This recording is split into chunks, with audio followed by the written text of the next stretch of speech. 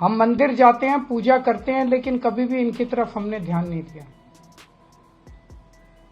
आज इस योजना के जरिए हम, इसे मैं वेतन या तनख्वाह नहीं कहूंगा, एक तरह से इनका सम्मान करने के लिए इसकी घोषणा कर रहे हैं कि लगभग 18,000 रुपये महीना इनको सम्मान राशि दी जाएगी हमारी सरकार बनने पर।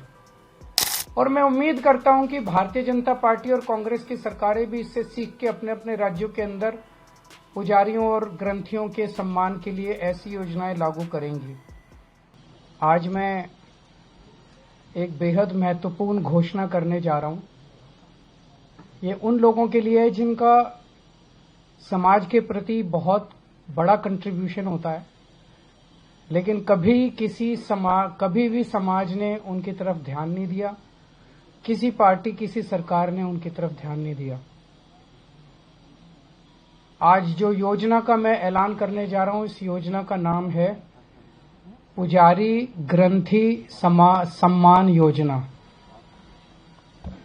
इस योजना के तहत मंदिरों में भगवान की पूजा करने वाले लोगों को पूजा करवाने वाले पुजारियों को और गुरुद्वारे में ग्रंथियों को हर महीने सम्मान राशि देने का प्रावधान है। हम जानते हैं कि किस तरह से एक पुजारी हमारे सुख दुख सब में काम आता है। हमारे घर में शादी हो, बच्चे का बर्थडे हो, कोई भी खुशी का मौका हो या कोई मौत हो जाए या कोई गम का मौका हो, हर वक्त पुजारी हमारे साथ होता है, हमारे को उसमें अपना कंट्रीब्यूशन करता है, भगवान की पूजा कराता है हमें। ये वो तबका है जिसने सदियों से हमारी परंपराओं, हमारे रीति रिवाजों, इसको पीढ़ी दर पीढ़ी, एक तरह से जो गुरु शिष्य परंपरा पीढ़ी दर पीढ़ी इसने आगे बढ़ाया है, हमारे संस्कारों को, हमारी रीति रिवाजों को, हमारे परंपराओं को। लेकिन इसने कभी भी अपने परिवार की तरफ ध्यान नहीं दिया और कभी भी हम लोगों ने इनकी तरफ ध्यान नहीं दिया। हम मंदिर जाते हैं, पूजा करते हैं, लेकिन कभी भी इनकी तरफ हमने ध्यान नहीं दिया।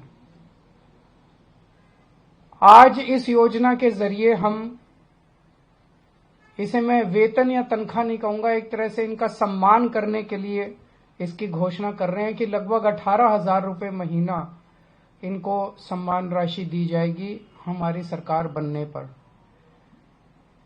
यह देश में पहली बार हो रहा है। आज तक कभी किसी पार्टी किसी सरकार ने ऐसा नहीं किया। ये पहली बार हो रहा है।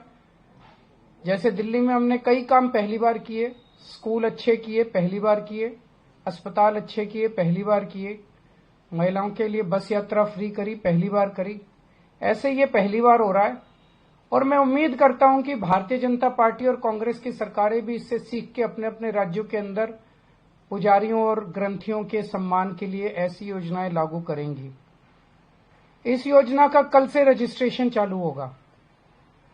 कल इस योजना का रजिस्ट्रेशन एक तरह से शुभारंभ करने के लिए मैं कनॉट प्लेस के हनुमान मंदिर जाऊंगा और वहां के पुजारियों का रजिस्ट्रेशन करके आऊंगा और उसके बाद दिल्ली के सभी मंदिरों और गुरुद्वारों में हमारे एमएलएज, हमारे कैंडिडेट्स, हमारे कार्यकर्ता पुजारियों का और ग्रंथियों का रजिस्ट्रेशन कल से फिर मेरे आरंभ करने के बाद पूरे दिल्ली के अंदर इसका रजिस्ट्रेशन चालू होगा।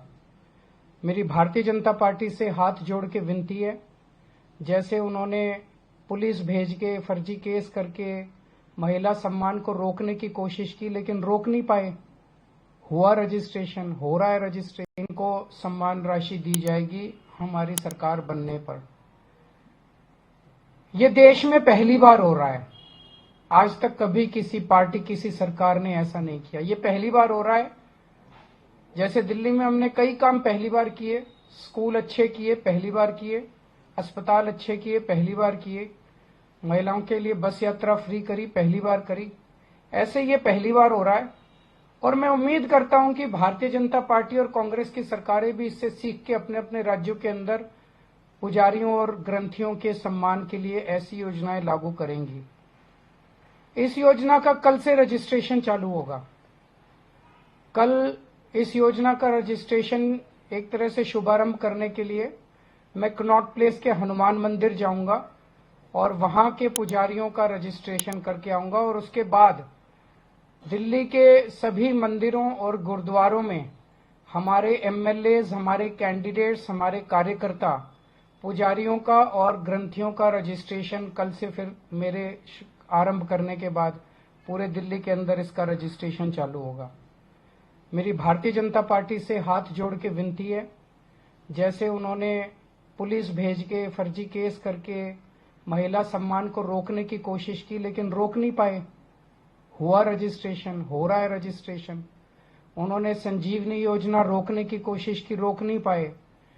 इस तरह से ये कम से कम पुजारियों और ग्रंथियों की योजना को रोकने की कोशिश ना करें, बहुत पाप लगेगा। वैसे उन्होंने ऐसे ऐसे कर्म कर रखे हैं, पाप तो उनको लगेगा ही, लेकिन इससे और ज्यादा पाप लगेगा, भगवान भी नाराज होगा। एक तरह से पुजारी और ग्रंथी हमारे और भगवान के बीच में एक ब्रिज का काम करते हैं, सेतु का काम करते हैं, हमारी प्रार्थनाओं को भगवान तक पहुंचाते हैं।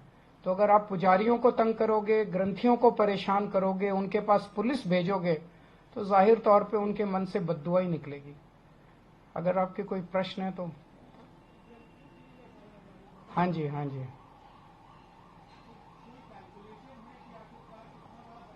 जो भी होगा उसकी चिंता मत कीजिए, पैसे की कमी नहीं होने देंगे। जब रजिस्ट्रेशन पूरा हो जाएगा तो बता देंगे कि कितने लोगों ने रजिस्टर किया।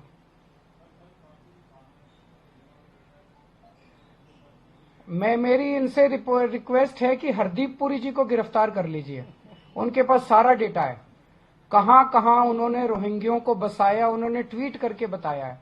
ये इतनी मेहनत कर रहे हैं, जरूरत क्या है, नौटंकी क्यों कर रहे हैं? हरदीप पुरी जी के पास और अमित शाह जी के पास सारा डेटा है, कहां किस रोहिंग्या को बसाया, वहां उसको कर लो गिरफ्तार। ऐसी नौटंकी मचा रखी है, मतलब इन्होंने कोई देश चलाना थोड़ी है, सुबह से शाम तक नाटक करते रहते हैं ये लोग। बहुत बहुत शुक्रिया। अगर आप ताज़ा खबरों के साथ हमेशा जुड़े रहना चाहते हैं तो अभी हमारे YouTube चैनल पंजाब केसरी दिल्ली को सब्सक्राइब करें। साथ ही Facebook और Instagram पर भी हमें फॉलो करना ना भूलें। आपका समर्थन ही हमारी ताकत है। धन्यवाद।